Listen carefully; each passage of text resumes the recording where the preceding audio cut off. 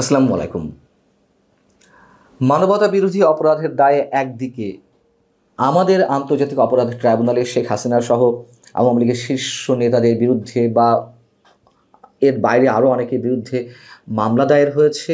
অনেকগুলোর মামলার কোনোটি কার্যক্রম এরই মধ্যে শুরু হয়েছে। বিপরীতে মানবতা বিরোধী অপরাধের দায়ে ডক্টর ইউনূস সরকারের বিরুদ্ধে আন্তর্জাতিক অপরাধ আদালত, আমাদের আন্তর্জাতিক অপরাধ ট্রাইব্যুনাল নয়, আইসিসি ইন্টারন্যাশনাল ক্রিমিনাল কোর্টে মামলার জন্য অভিযোগ দায়েরের প্রস্তুতি নিচ্ছে আন্তর্জাতিক আইন সংস্থা ডাউটি স্ট্রিট চেম্বার।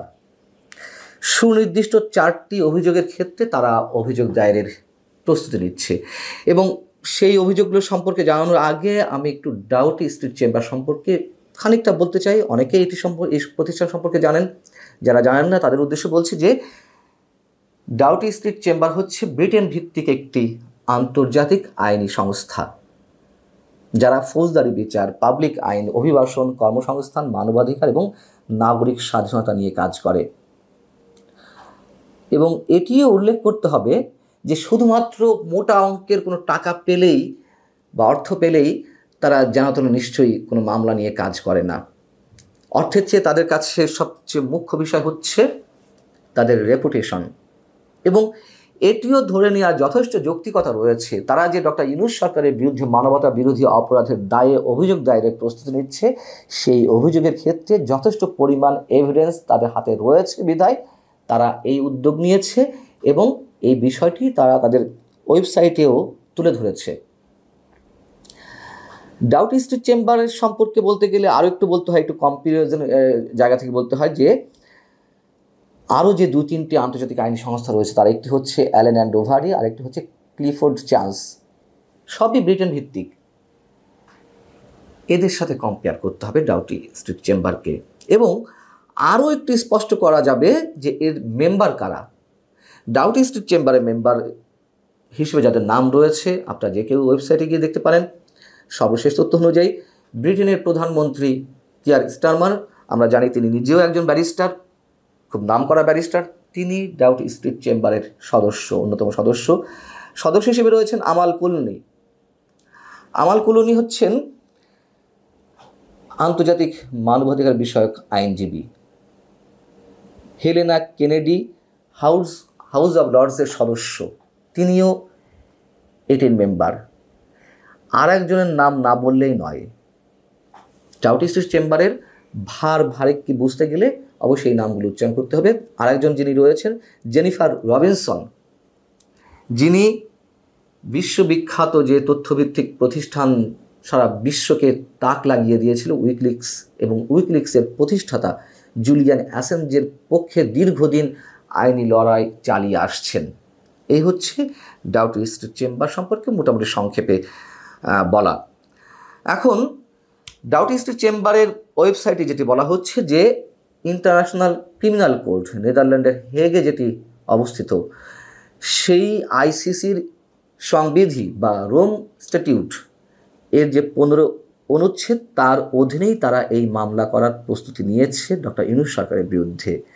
যেখানে যে 4টি সুনির্দিষ্ট অভিযোগ এখানে তুলে ধরা হয়েছে বা ধারা আমরা বলতে পারি, তার মধ্যে প্রথমটি হচ্ছে, এখানে বলা হচ্ছে, এখানে যা লেখা রয়েছে আমি হুবহু বলছি। 8 আগস্ট 2024 সালে ডক্টর ইউনূস বাংলাদেশের ক্ষমতা গ্রহণের পর থেকে সাংবাদিক, পুলিশ কর্মকর্তা, সংখ্যালঘু এবং প্রাক্তন সরকারি দল আওয়ামী লীগের সাথে যুক্ত ব্যক্তিদের বিরুদ্ধে বিনা উস্কানিতে অসংখ্য সহিংস আক্রমণের ঘটনা ঘটেছে। 2 হচ্ছে হত্যার অভিযোগে, মিথ্যা ফৌজদারি অভিযোগে নির্বিচারে কারাগারে আটক রাখা হয়েছে অনেককে, বিশেষ করে সাংবাদিকদের। 3 নম্বরে বলা হচ্ছে যে মব ভায়োলেন্স, নিয়ন্ত্রণহীন মব সহিংসতা, সেটি উল্লেখ করা হয়েছে। 4 নম্বরে ধর্মীয় সহিংসতার প্ররোচনা।